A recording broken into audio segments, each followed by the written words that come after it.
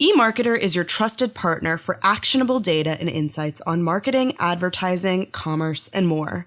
But did you know eMarketer also has a division focused on B2B media solutions? Partner with eMarketer today and connect your brand messaging with our powerful audiences. Visit eMarketer.com/advertise to learn more. Hello, listeners. Today is Wednesday, August 28th. Welcome to Behind the Numbers, Reimagining Retail, an eMarketer podcast. This is the show where we talk about how retail collides with every part of our lives. I'm your host, Sara Lebow. Today's episode topic is our August Unofficial Most Interesting Retailers of the Month list.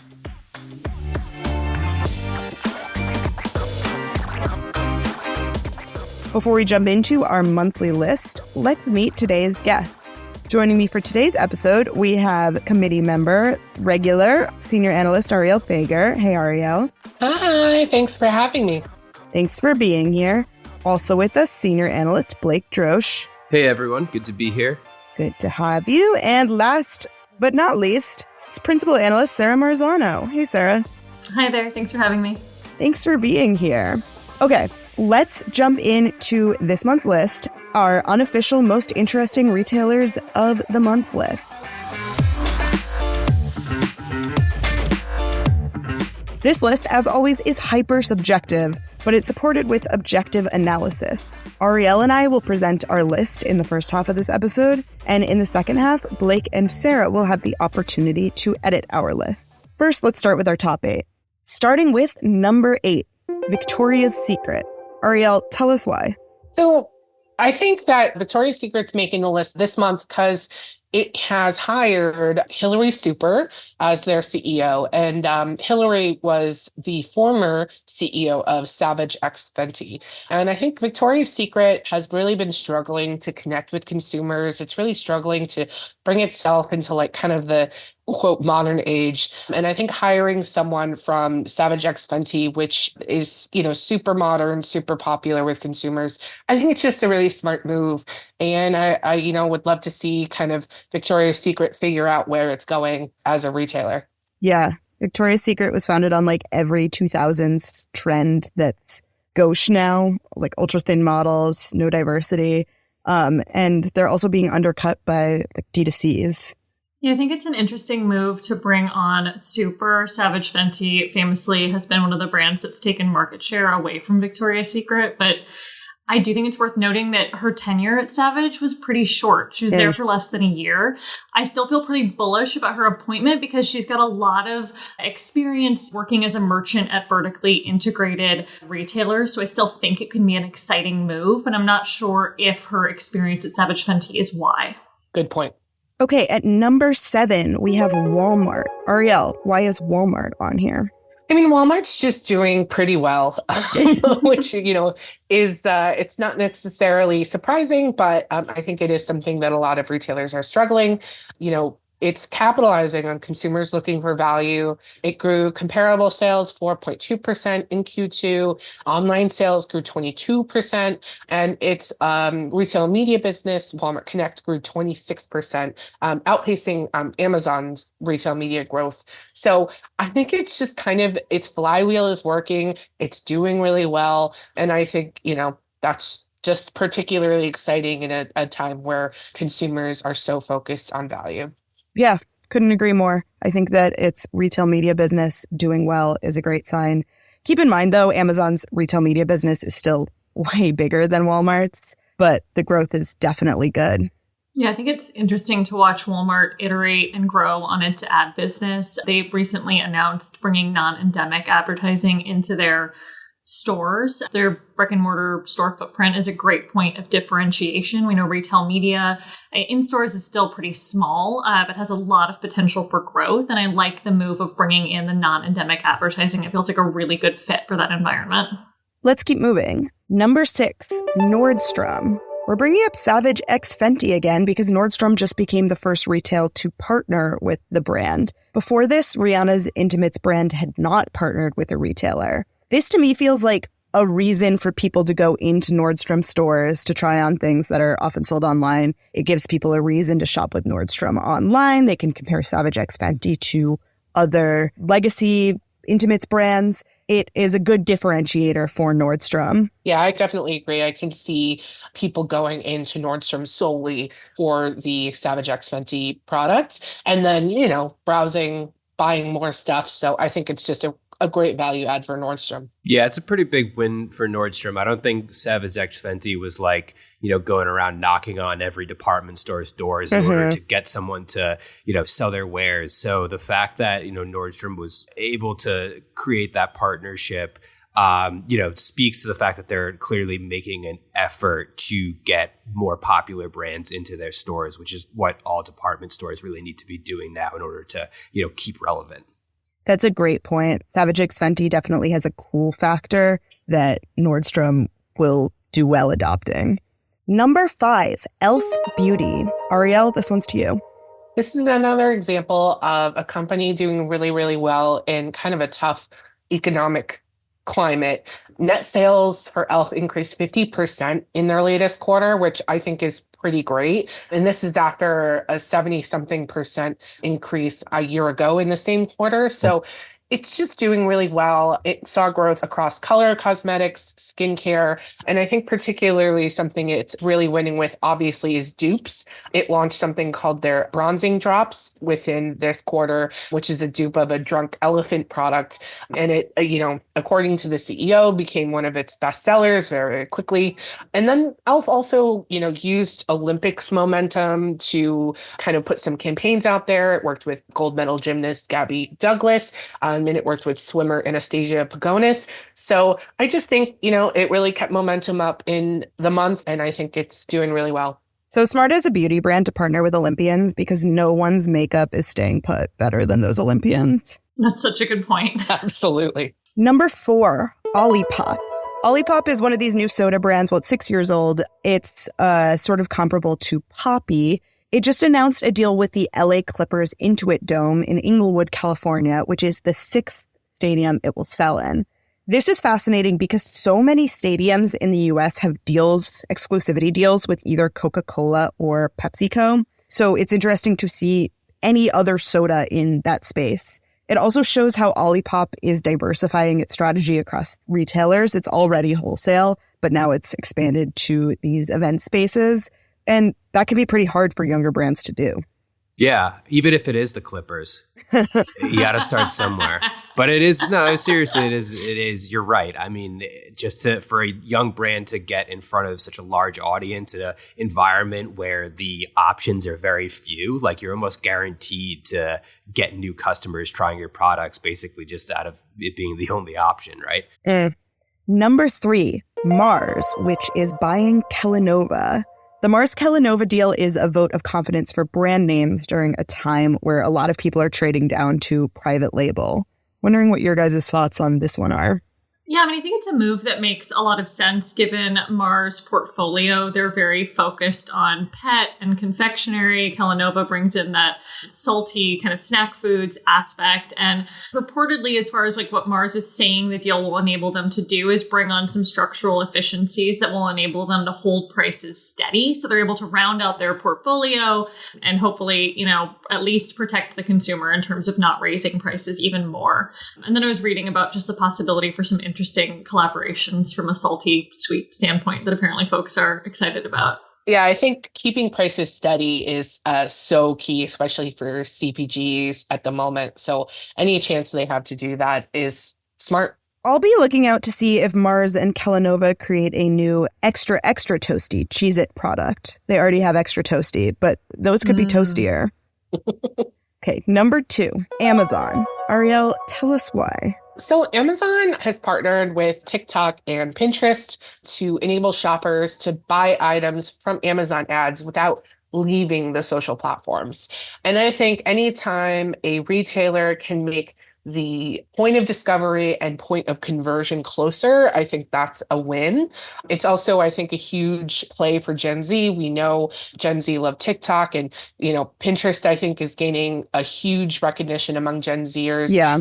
They said 42% of their global monthly user base is Gen Z. So I think it's just a really good way to stay relevant among Gen Z and to be everywhere all at once, which is what Amazon, I think, is good at. Yeah, I think Amazon is such a giant within the retail media space. They command over 3/4 of total ad spend. But their owned and operated properties are really well monetized at this point. So for someone like Amazon, growth within the retail media business is increasingly going to come from off-site. So this move gives the ad buyers who are working with Amazon access to inventory on TikTok and Pinterest. It's a continuation of a strategy. I think it was November last year that Amazon announced similar partnerships with Meta, Instagram, and Facebook, as well as Snapchat. But I agree with you, Arielle, in terms of streamlining the path to purchase, bringing that arena that's so famously good for product discovery and making it easier to move through to conversion. Yeah, it'll be interesting to see how much more Amazon and TikTok work together. They're obviously rivals, so both of them are going to be really picky about what sorts of businesses interact and which ones don't. I think they're frenemies. That's a better way of putting it. That's a good way to describe it. They're like two different industries, but they overlap pretty much everywhere. Yeah. Number 1, Neutrogena, which launched a new collagen bank product line marketed toward Gen Z. The goal there is to win back market share that's been lost to L'Oreal-owned brands like La Roche-Posay and CeraVe. It chose to debut this line on TikTok Shop, which was interesting. That was a first for the company, and once again shows how clear it is that Neutrogena wants to get this product in front of Gen Z. We were talking about this before, and someone mentioned that Neutrogena used to be like the young, hip brand. It's lost that sheen. Now it's trying to win that back. So there's definitely nostalgia around Neutrogena as a brand for me. I feel like I grew up in Neutrogena's heyday. So there was a sentimental part of me that was sort of like, oh, look at them. Look what they're trying to do. I would argue a little bit that Neutrogena launching a new product line on TikTok is a little bit like a tree falling in the forest and potentially no one being around to hear it. Obviously, follower counts on TikTok only mean so much, but I looked it up and I think they have 170,000 followers on their TikTok account. And you compare that to someone like Elf, 1.7 million followers. I do think it means something. It seems a little bit like the sort of hello fellow kids meme. Yeah. Do you want to explain what that meme is for our listeners? Do you want me to? Blake is referencing a screenshot from an old 30 Rock episode where a very adult Steve Buscemi is trying to fit in with high schoolers. The way you said hello fellow, I was like, is that a brand? It took me a second. I'd like to think that it could be a if you build it, they will come kind of thing. Where I think Neutrogena wants to think that too. Listen, I gotta be positive, Yet another reference that Gen Z will not know. No. Gen Z loves Costner. I don't know what you're talking about. Okay, so on that note, our list as of this point, before Blake and Sarah make their arguments and edits, is number 8, Victoria's Secret. Number 7, Walmart. Number 6, Nordstrom. Number 5, Elf. Number 4, Olipop. Number 3, Mars. Number 2, Amazon. And number 1, Neutrogena. Number 9 and 10 get honorable mentions on our list. Number 9, we have eBay for relaunching search. And number 10, honorable mention, we have ThreadUp for launching a peer-to-peer marketplace. Okay, now is the part of the episode where Sarah and Blake get to tell us where we went wrong. Each of them will have a chance to move a brand up or down on our rankings list and to add a new brand entirely. So, Blake, make a move.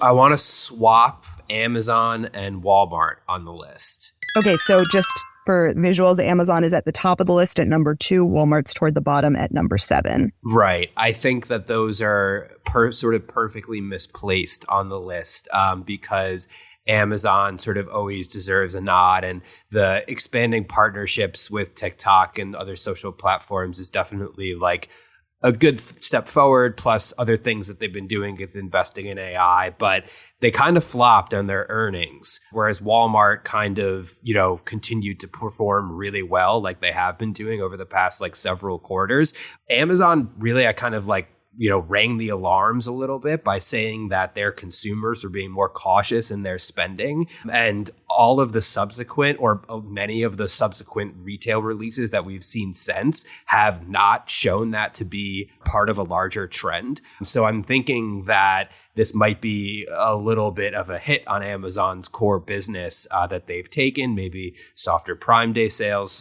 just, people opting to go to other retailers, whether it be in-store or online, to buy more products. So I think they deserve to be dinged a little bit for that. And Walmart is sort of the perfect retailer to be taking its place right now. Is Walmart continuing to do well? Interesting. Well, it's interesting. Like, the economy is in sort of turmoil right now. Like, there's so much speculation as to what the current financial health of the consumer is. So the fact that Walmart's like doing well is interesting and impressive. I support that. And I think it's what I've been impressed by from Walmart, just to take it back to my safe space of retail media, is that it's been very interesting to see them take a test and learn approach where they see something working, they expand on it. They're not just sort of flipping the on switch into everything they could possibly be doing. But back in April, they announced that they were seeing positive growth from marketplace sellers within sponsored search ads. So they opened up sponsored display ads to marketplace sellers, and they pointed to that as being one of the key drivers of their growth. So they're innovating, they're iterating, they're not just sort of resting on the strength of their value positioning that they've done such a good job building. Plus, Neutrogena, which is number 1 on your list, is making an attempt to appeal to a demographic that they can't reach. Walmart has successfully done that in reaching higher income consumers. Okay, so Walmart's retail media business is winning. That's interesting to me. I don't know if winning is the right word, but it's playing a good game. But isn't it interesting that Amazon is partnering with TikTok? So I'm going to push back here. Sorry, guys, because you have to look at it within a time frame, as we do. That's a good point. This is our episode. She got you on a technicality. And I think Walmart has been very high on our list several times for its, innovation in retail media and whatever. I legitimately the other day, or this morning maybe, said Walmart's been really quiet lately. And granted, a big earnings season, a good successful earnings season is great, but I think that it's more interesting for someone to be doing something actively than, just having something currently existing do well. Again, thinking about it through the lens of this month's most interesting retailers. So you're keeping it where it is? I prefer to keep it where it is. I think I'm doing the same. I'm sorry, Blake. Sorry, Blake. Yeah, that's fine. I guess, it's making money is not interesting in retail. Who knew? It's expected in retail. All right, Sarah, what is your move? I'm getting rid of Neutrogena. I'm knocking them off the list entirely. I think that launching a couple new products aimed at a demographic they should have been focusing on for a long time now on a platform that they haven't put a lot of work into cultivating any momentum on does not warrant space on this list. I hope the best for them, but I just don't think this is a super interesting move. I'm actually fine with this. Arielle might disagree. We put this list together and I was really convinced of Neutrogena at the time. But then as I was doing some more research into each of these, I was like, man, I don't actually know if we should have put Neutrogena at the top. I'm fine with moving them to the bottom. Bold move. You knocking Neutrogena off would give eBay that number 8 spot. I feel comfortable with that. I'll allow it. Okay. So Neutrogena has moved down to number 9 in the honorable mention spot. eBay, for updating its search or relaunching its search, is now in number 8.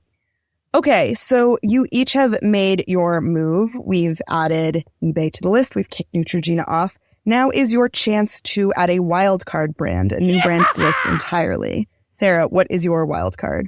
So I want to add Abercrombie & Fitch. They announced a deal with Haddad Brands to distribute and develop their children's line. So Haddad will work on opening up wholesale distribution for Abercrombie & Fitch kids, and the licensor will also be developing an infant and toddler line. And this is where Haddad's expertise lies. They do licensing for Nike, among other brands. And I think this feels like a very smart move for a brand like Abercrombie & Fitch that has shown a lot of strength within its product merchandising, and it's just done a really great job with its turnaround as they look for the next phase of growth. I think branching into wholesale distribution makes a lot of sense. I could see putting Abercrombie & Fitch on this list, especially because so much of what they've been doing has been trying to regain popularity with young people. I don't think this is like that interesting. First of all, I don't know how well it'll work, but that's not what we're making this list out of. I don't think it's more interesting than Blake's push for Walmart. So if we were to add it to the list, I would maybe put it at like 7, which would move Victoria's Secret down and kick eBay back off the list. I agree with that move. I think it certainly is interesting. I am also on the I don't know if it's going to work train. But again, that's not why we compile this list. We compile this list to see who's doing interesting things. And I think making a play for children's apparel is a pretty interesting move. Okay, welcome to the list, Abercrombie & Fitch. Blake, what is your wild card? Well, my wild card was an honorable mention. So I think we're going to have to just readjust the rules because I had ThreadUp to propose to go onto the list. So if I can just rearrange twice, will the committee allow that? I'm allowing it. Yeah. Okay. Yeah, so ThreadUp, I'm researching a report right now on AI search in retail. And I've gone through a lot of the it launched, a lot of them are still in beta, but ThreadUp is one of the few that I've come across that are really sort of front and center rolled out on the website right now. And I got to say that their way that they've rolled it out is pretty great. And it's a pretty good template for how a retailer can roll out AI search. So it's got the image-based search, which works really well. And particularly for secondhand clothing, image-based search, I think is really valuable. Mm-hmm. And it offers like different types of prompts kind of in a grayscale lettering in the search bar. So it's getting its customers used to using the tool, but it also advertises basically how the AI on the back end is improving just the regular run-of-the-mill search that you can still perform, in the search bar if you so choose. So I do think that it's just they're not doing anything, I think, super innovative in terms of having like an AI functionality that other retailers don't have. But I think that the way that they've rolled it out is really clean and a really good template for how other retailers can access this technology. I'm sold on that argument, but where would you put them on the list? Oh, that's a good question. I would put them above Nordstrom. That's where I would vote. Okay, so you would put them at number 5. Number 5. Yeah, I think this is top 5 worthy. I think between the AI search, as you just said, and the peer-to-peer marketplace that they just launched, which I think is really interesting, a great way to kind of keep returns down, which is a big problem for retailers. I would say number 5 works for me. Yeah, I think peer-to-peer is a genius move if they can get enough folks using it, because it removes so many of the operational expenses that make resale online very difficult to be profitable. Everything from photographing, writing product copy, shipping products out, just getting them listed on the site. They're passing all of that work onto the sellers who are going to be using the marketplace. Yeah, and I didn't actually know about the AI search, but I think that you've made a great point there. I think image search is really valuable. And I also think this is just like, we hear so many uses of AI, and some of them are really cool, and some of them are really not. Some of them are just AI for AI's sake. And this one's a good one. So yeah, I'll give it number 5. Yeah, I think you get points for execution in terms of when we're talking about AI. Like, ideas are great, but if you can make it work so that it's like presenting a good customer experience, that to me is the win. Okay, I like that final version. So just to read that off, we have in our 9 and 10 honorable mention spots, number 10, eBay, number 9, Victoria's Secret. Then on our list, we have number 8, Abercrombie & Fitch. Number 7, Walmart. Number 6, Nordstrom. Number 5, ThreadUp. Number 4, e.l.f. Number 3, Olipop. Number 2, Mars. And number 1, Amazon. Amazon made it to the top. Wow. Sorry, Blake. It's a flawed list, but, it is what it is. Well, despite helping us make a flawed list, thank you for being here, Blake. Always a pleasure. Thanks for being here, Sarah. Thanks for having me. And thank you, Arielle. This is a lot of fun. Thank you to our listeners and to Victoria, who edits the podcast. I feel like I always call you number 1 on our list, but you are. Please give this a rating and review wherever you listen to podcasts. We'll be back next Wednesday with another episode of Reimagining Retail, an eMarketer podcast. And tomorrow, join Marcus for another episode of the Behind the Numbers Daily.